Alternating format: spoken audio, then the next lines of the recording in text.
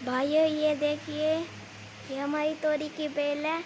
इस पर के एक चिड़िया ने घोंसला बनाया है। ये देखिए, आपको घोंसला दिख रहा है, देखिए पूरा।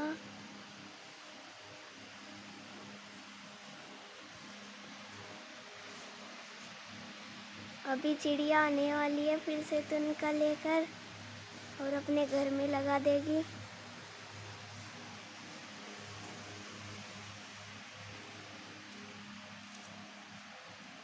ये देखिए आ गई।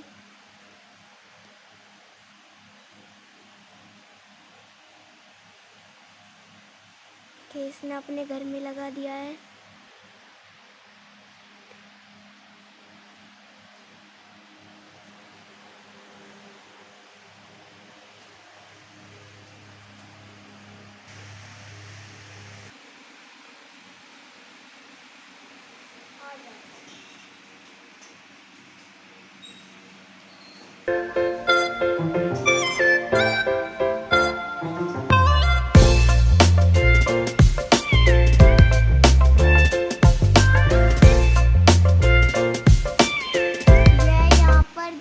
से घोंसला बना रही है।